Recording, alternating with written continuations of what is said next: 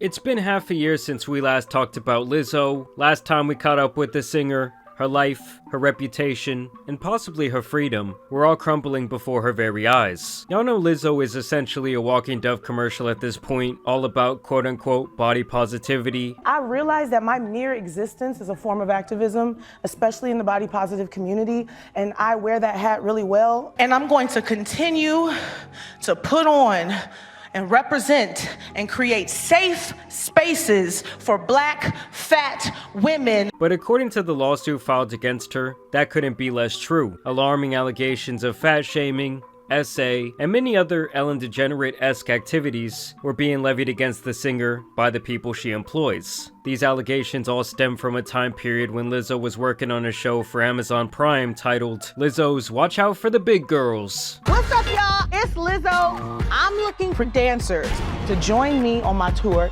Girls that look like me don't get representation. And the subsequent tour she did afterwards with the winners selected from said show. Namely, 3 backup dancers came out to sue Lizzo, her touring company, Big Girl Entertainment, and a judge on the show named Charlene Quigley. Basically, the allegations are that Lizzo is a power-hungry tyrant of a boss who felt she could treat people around her like dirt underneath her shoe. When I saw them speak up, I thought that's what strong looks like, and I was really proud of them because I knew how toxic the work culture was on that tour firsthand. They allege she did things like force them to get nude for photographs. She made the dancers go with her to the red light district in Amsterdam, which is known for having nude performers. Apparently during this show, Lizzo allegedly began inviting her dancers to take turns touching the club's nude performers. Apparently she made them also catch toys straight out of their vajayjay and even eat bananas that were protruding out of the same area. The 3 women say they were pressured to attend the after-party events Lizzo planned because those who went were widely considered to enjoy greater job security. Things start kind of getting a little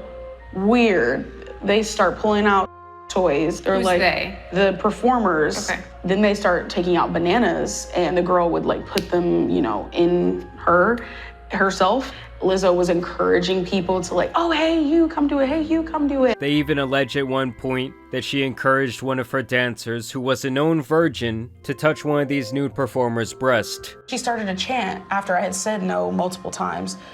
She was like, Ari, Ari. And then everyone kind of joined in, Ari, Ari. I briefly touched the performer and withdrew my hands and, everyone kind of burst into laughter because me of all people, they thought it was funny that I was touching this performer. I just said, I feel unsafe, I feel disrespected, there's a bunch of mistreatment and just unprofessionalism going on. She basically started to ball up her fists and crack her knuckles, and she was like, ooh, you're so effing lucky right now, but she's like inching her way towards me, alluding to, you're so lucky I'm not going to hit you. They also claim that during practice, Lizzo was so insane that at one point she made them dance for 12 hours straight, all in an attempt to keep their jobs. And then one of them even had to soil their own pants out of fear that she would be fired if she asked for a bathroom break. Was I under the impression that if I left the stage, I would be fired? Yes. Did I unfortunately go to the bathroom on myself on one stage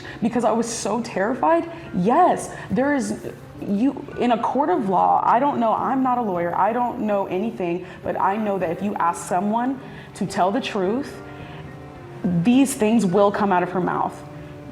If you have to say yes or no to these questions, she has to say yes because they are true. There was multiple witnesses. She was allegedly known to single out and purposely embarrass dancers, as well as somehow be fat-phobic. Basically, this lawsuit makes it sound as though the dancers were treated like second-class citizens on this tour. Keep in mind, this all being after they signed up, worked extremely hard, and won a competition that was pitched as the dream chance to work directly with someone I'm sure at the time most of them loved and respected. I look up to her so much, and I just want to follow in her footsteps, and I just want to share that with the Queen Lizzo herself. Furthermore, based on their experience, she seems to be the exact opposite of the person she portrays publicly, calling her political advocacy into serious question. And so you guys are probably wondering at this point, well, Jamari, why do you bring this all up? And it's actually because there has been some movement when it comes to this case, and it looks like we are going to see them actually go to court. But also when her Instagram account handle is literally Lizzo be eating. Of course, the comments came out to absolutely destroy her. This guy says quitting eating? Ignore all the positive comments. They lying. See you at McDonald's next week. Maybe take a walk. A very long one. And now people are actually speculating that the real reason Lizzo is going to be taking some time away is due to the latest update in her court case, where a judge denied her motion to completely throw this lawsuit out. So the judge on February 2nd denied Lizzo's motion to toss out the bombshell harassment lawsuit filed by 3 of her former backup dancers. Now keep in mind, he did actually dismiss certain accusations here, but he is going to be allowing the case as a whole to move forward to trial. Basically, what Lizzo and her team of lawyers were trying to do here was to get this case dismissed under California's anti-SLAPP statute, which to my understanding is when someone goes to the judge and they tell them, hey, this lawsuit levied against me is a bunch of nonsense, but because it is now a legal matter, I do not want to speak out publicly and try to defend myself because I don't want to open myself up to more litigation. Like as you could see here, her lawyers argued that the accusers were using this lawsuit to silence her. But in the end, the judge would rule that that anti-SLAPP statute didn't fit all these different allegations, though he did toss out some claims, like the fat shaming claim, and the idea that people were discriminated against due to their mental health problems. It is dangerous for the court to weigh in, ham-fisted, into constitutionally protected activity. I believe there he's talking about Lizzo's right to free speech. But it is equally dangerous to turn a blind eye to allegations of discrimination or other forms of misconduct merely because they take place in a speech-related environment. So to me, he's saying, yeah, some of that stuff that she said does kind of fall under free speech, or kind of like he said, she said, but some of these other allegations must have a little bit more merit. I mean, peer pressuring someone to eat a banana out of someone's pussy, I mean, that's pretty insane. Now, from Lizzo's camps, they're essentially saying that these are just a bunch of disgruntled employees. They're arguing that Davis, Williams, and Rodriguez, who are the defendants in this case, had an axe to grind against the star because they had been reprimanded over a pattern of gross misconduct and a failure to perform their job up to par. So they're essentially saying, oh, these 3 girls, they're just being 3 sore losers because they couldn't make the cut, and in the end they weren't good enough to be part of my dance team. Plaintiffs embarked on a press tour, vilifying defendants and pushing their fabricated sob story in the courts and in the media. That ends today. Instead of taking any accountability for their actions, plaintiffs filed this lawsuit against defendants out of spite and in pursuit of media attention, public sympathy, and a quick payday with minimal effort.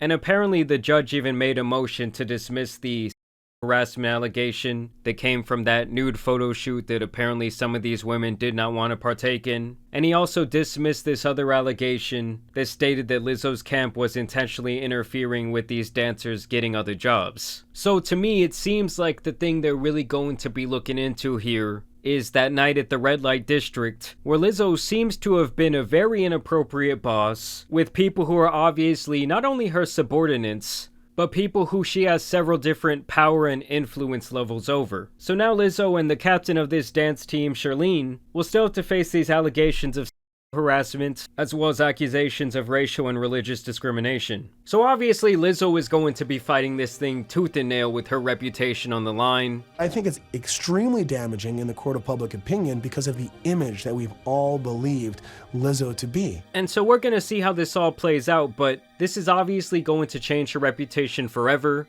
And to me, her public image as this like body positive person, I think all that shit at this point is done. But I want to know what you guys think about this situation down below. I also want to thank you guys for watching today's video, dropping a like and subscribing, but as you guys know, it's been your boy the Tan Superman, and some other horrible bosses out here need to be covered, so I'm out. Peace!